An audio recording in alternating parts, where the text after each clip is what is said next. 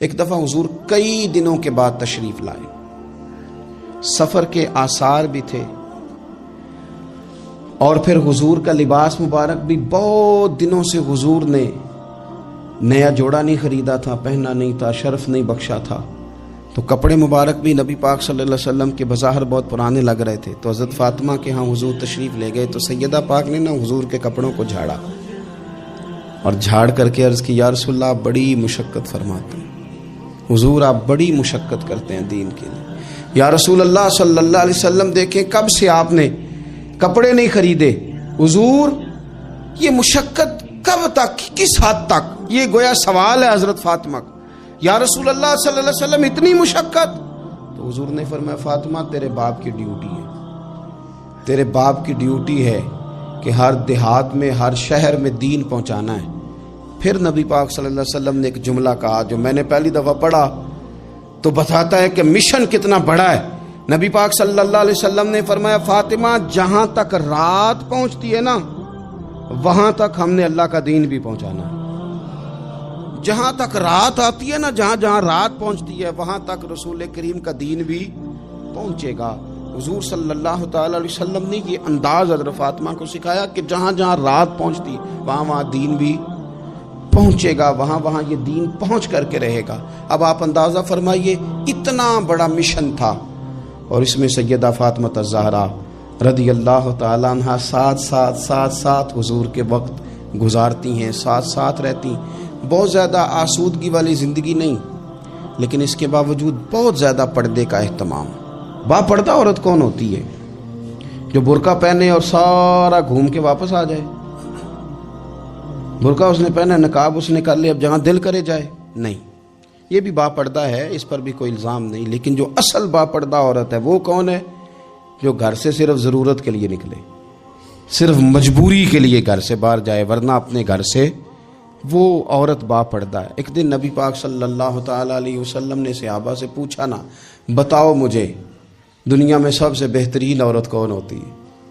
لوگوں کا اپنا اپنا رویہ ہوتا ہے، کچھ کا خیال تھا کہ جو قرآن پاک کی حافظہ ہو، کچھ کا خیال تھا عالمہ فاضلہ ہو، کچھ کا خیال تھا کہ بچوں کی تربیت ٹھیک کرنے والی ہو، دین جس نے بچوں کو سکھایا وہ بہتر ہے۔ سب اپنے اپنے انداز میں بات کرتے ہیں، لیکن حضور نے فرمایا تم نے میری مراد کو پہنچے۔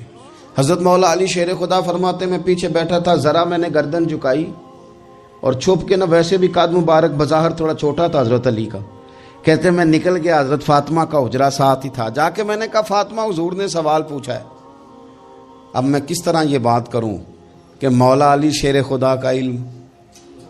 حضور نے فرمایا کہ میں علم کا شہر ہوں تو علی دروازے ہیں، تو اگر حضرت علی بھی کسی سے مسئلہ پوچھنے جائیں تو پھر بتاؤ نا کہ سیدہ فاطمہ کا علم کتنا شاندار ہوگا، ان کے علم کا کیا مرتبہ اور مقام ہے کہ حضرت فاطمہ سے پوچھا جا کے، کہا فاطمہ آج نہ حضور نے سوال پوچھا ہے تو سب صحابہ محو حیرت ہیں۔ حضور نے پوچھا بہترین عورت کون ہوتی ہے؟ تو کسی نے کچھ بتایا، کسی نے کچھ بتایا، بات بن نہیں رہی، آپ ذرا جلدی سے بتائیں۔ تو حضرت فاطمہ کہنے لگی علی بہترین عورت پتہ کون ہوتی ہے؟ یہ آپ نے غور کرنا لفظوں پہ، کہا بہترین عورت وہ ہوتی ہے جسے نہ کبھی غیر مرد نے دیکھا ہو اور نہ کبھی اس نے غیر مرد دیکھا ہو، وہ سب سے بہترین عورت ہے۔ آپ میری بات پہ غور کریں، بس یہ حد ہے، یہ سیدہ فاطمہ کا پیغام ہے، یہ آج کے جمعے کا میسیج ہے۔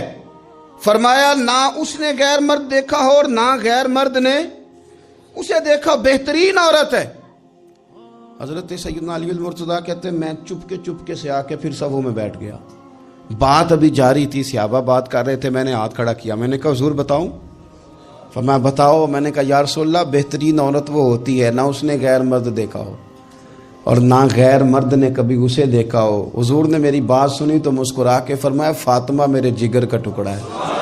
کہا فاطمہ میرے جگر کا ٹکڑا ہے۔ تو حضرت علی المرتضیٰ کہتے ہیں صحابہ ایک دوسرے کا منہ دیکھ رہے تھے کہ بتایا تو علی نے، تعریف حضرت فاطمہ کی انہیں نہیں سمجھ آ رہی تھی، میرے دوستوں کو تو مجھے تو آ رہی تھی نا، مجھے تو سمجھ آ رہی تھی نا کہ حضور کیا فرما رہے۔ تو سیدہ فاطمہ الزہرا وقت وصال آ گیا، 6 ماہ حضور کے بعد گزارے پر آنکھوں سے آنسو خشک نہیں ہوئے۔ اور عجیب سیرت نگاروں نے باتیں لکھی ہیں، حضور کی اونٹنی بھی آ کے نا حضور کے بعد حضرت فاطمہ کے دروازے پہ بیٹھی رہتی تھی. حضور کی اونٹنی بھی، وہ جو حضور کے جانور تھے نا، وہ بھی سیدہ فاطمہ کے دروازے پہ آ کے بیٹھے رہتے. 6 ماہ یوں ہی گزرے. پھر ایک دن حضرت مولا علی شیر خدا کو بلا کے کہا کہ علی بس ایک بات کا خیال رکھنا، جنازہ میرا رات کو اٹھانا.